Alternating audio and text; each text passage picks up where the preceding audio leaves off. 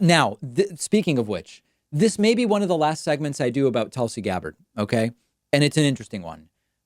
Tulsi Gabbard gave a ridiculously laughable interview to cultural critic and arbiter of big ideas, Dave Rubin, wherein she accepted Dave Rubin's ridiculous right-wing framing of questions uncritically, much the way that many of the candidates did during the early 2020 Democratic presidential primary debates. And Tulsi Gabbard has now also started to attack Elizabeth Warren in ways that are absolutely ridiculous.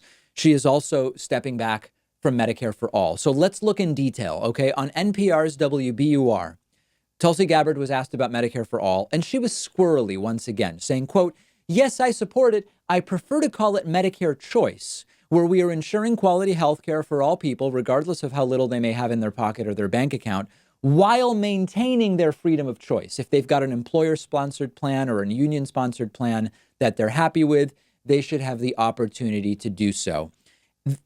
Who's talking about taking away whatever plans can survive in the market if people want them at what they will cost if a lot of people abandon those markets? This is the Republican framing. And these are the right-wing questions at debates that need to be called out as such. She's asked, do you support Medicare for All? She says, well, I support choice because I don't want people having the plans they have taken away if they like them. That's the right-wing framing around this issue. The issue is not making private insurance illegal. Here's a clip, similar question that was asked. I also believe, like every other developed country in the world that has universal health care, that there is a role for private insurance to play for those who want it. Do you think for those who are embracing taking away private insurance from people, ultimately, is that just strategically, politically, a non-starter? I don't know about the politics of it. I just think about it from the perspective of people, of the American people, that if all of a sudden you are taking away their choice, that's not a very American thing, in my opinion. I think our responsibility as leaders is to meet the challenge and address the problems that people are facing, that they are suffering because of big insurance and big pharma's influence over our healthcare system for so long, how they are profiting on the backs of sick people. So let's do our job, try to bring down the cost of healthcare in this country that's exorbitant, make sure people can get the quality care they need, and if they still choose that that's not what they want, they can go get the private insurance. Focusing on you shouldn't take away people's choice. This is Republican framing. The debate over making private insurance illegal is not the real serious debate. This is a silly talking point that is being used by people who want to avoid simply saying, yes, Medicare for all is the way. And you know what? You don't have to say that. I would listen, I don't agree with Joe Biden's position on healthcare. I just think he's wrong. I don't agree with it. But he's at least being upfront that he doesn't see Medicare for all as the path. He's telling us he wants to play around the fringes. He wants to tweak Obamacare, public option he's talking about. He's telling us what it is that he supports. This is the way that people talk about Medicare for all when they want to avoid saying, yes, I'm for Medicare for all, period, or no, I'm actually against it. They do this exact language about, I don't want to take away people's choices. Now, what's crazy is that there are Tulsi sycophants who just won't stop accusing anyone who points out what I'm pointing out here of misrepresenting her or of being a bad faith person. This is the exact thing that the Jordan Peterson sycophants say. Anytime you critique Jordan Peterson, you are accused by his followers of misrepresenting what he said. And that is exactly what is happening with the many people who heard what Tulsi said and realized it's not really making sense. And then really lame and also somewhat funny, she attacked, Tulsi did, Elizabeth Warren, for being unqualified to be president. Take a look at this. So you've been critical of Senator Harris in the past and even went so far as to question whether she was prepared to be commander-in-chief. We now see Senator Warren really rising in the polls. She's first in a lot of national polls and several state polls as well, early state polls. Do you believe that she's prepared to be commander-in-chief? I haven't seen much come from her in the way of what kind of leadership and decision-making that she would bring to that most important responsibility that the president has as commander-in-chief, and just as a soldier and an American, that's very concerning for me. So, for voters, I think that's an important thing to look out for from everyone who's running for president, is what kind of experience do you have in this area? What kind of depth and understanding do you bring to these very nuanced and complex issues with how the United States is relating with other countries? What kind of leadership we're providing in the world, and having the kind of foresight and judgment that we've seen leaders from across both party lines have lacked for far too long, that have brought us to this position where, for all three of us, we've seen our country at war for the vast majority of the years that we've been alive. What is Tulsi talking about? And of course, the necessary, both sides have lacked leadership. Okay, but in very different ways that are not even remotely equal. So here's the deal. First and foremost, for Tulsi to attack Elizabeth Warren and say Elizabeth Warren is unqualified to be president, you could generally say we need fewer lawyers and business people and career politicians in government. Instead, we need scientists, and you could have that general conversation. That's a very good conversation to have.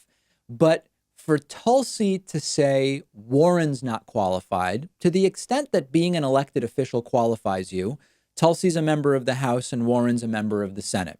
If you zero that out, then it's a debate. Is Warren's experience with the CFPB, her knowledge of the law as a law professor, her experience teaching school? Tulsi was in the military and was a local Hawaii politician. You can say neither's qualified in the way that we want presidents to be qualified, but for Tulsi to say Warren's not qualified is just a joke when she's the one also running for president, right? But here's the real issue with Tulsi and with other candidates. Let's step back a little bit from Tulsi and make this a bigger thing, because Tulsi's going to be gone soon. She's got no shot at this thing. The cults of personality around some candidates are problematic. Tulsi Gabbard has a huge cult of personality around her.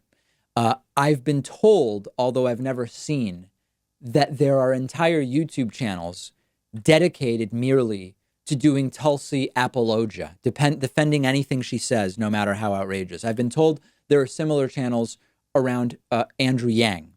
Can you imagine a YouTube channel whose very existence is just devoted to defending one candidate like they are sort of heroic or almost deifying them in some way? And I remember back in 2016, there were channels that popped up like that around Bernie Sanders. And I voted for Bernie Sanders in the 2016 Democratic primary.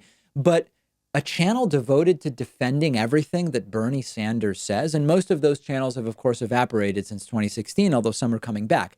So the real problem I have with the Tulsi sycophants and the Bernie or busters, the people who defend Trump unfailingly, unflinchingly, is that they've seemed to have forgotten that people are just people. One of the things that hopefully we learn as we grow up is that everybody is just a person. Our parents aren't omnipotent or omniscient, right? That's something you learn as you come of age.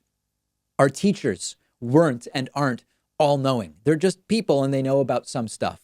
Whether you're a Democrat or a Republican, the praying at the altar of certain candidates like they are, excuse the phrase, God's gift to humanity is extremely concerning. Some politicians know more or less about different things. Some are more or less experienced, but they're all just people. And I've met enough elected officials to tell you they really are just people. They're flawed people who may do many good things and will also mess things up. And these unflinching cults of personality from the unconditional devotees are disturbing and strange, and they're not the types of movements I want to have any part in. And when people say, David, why aren't you more strongly saying this is the person that progressives need to support in the Democratic primary? I don't see any of these people as a perfect, hypothetically, in quotes rather, in the sense that a lot of the sycophants do. And I have no problem saying, there's a lot of people here who are pretty good. Some are better than others. And there's no reason for me to now come out and maybe sort of unwillingly even participate in the growth of these cults of personality. I've told you Bernie and Warren are the most progressive in my eyes. They're both flawed. And I'm going to continue following it. But these cults of personality, these movements that are based around almost deifying a candidate, are very, very concerning to me. And I want to hear from you what you think about that. We're actually going to have a couple of posts about this on our Instagram page at David Pakman Show. Follow us there and follow me on Instagram at david.pakman. I may be picking what could be the last green pepper of the season from my pepper plant later today. Hey, really quick, I want to tell you about one of our partners, Vincero Watches, giving our audience 15% off everything they offer. These guys are awesome. They craft really stylish, top quality watches for both men and women, but they sell them at a fair price. Unlike a lot of their competitors, Vincero assembles their watches in small batches, which enables them to meticulously ensure the quality of every watch. I personally wear a Vincero watch. I don't like the idea of spending thousands of dollars on a watch when I can get a really excellent watch for $150, $200. That's what I think is great about Vincero. You get a watch made from top-notch materials. They look like watches that you'd spend a ton of money on, and they're built like high-end watches, designed mechanically with longevity in mind, but you don't have to spend an arm and a leg. Their entire goal is to make watches of superior quality available to the average person. I just got a new one called the Kairos. I got the white and silver version. It looks great. I've gotten a ton of compliments. They have a huge variety of styles, so it was easy to find one that fits my tastes. There are a bunch of other companies out there selling watches at similar prices, but a lot of them look very cookie cutter and just don't offer the same level of craftsmanship as what you get from Vincero. You're not going to find a better made watch at this great of a price. They've got a watch for any type of look you're trying to go for, formal, more casual. The straps and colors are interchangeable, so you can customize your watch to your own preference. And you can get 15% off everything in their store when you go to davidpakman.com/watch and use the code Pakman at checkout.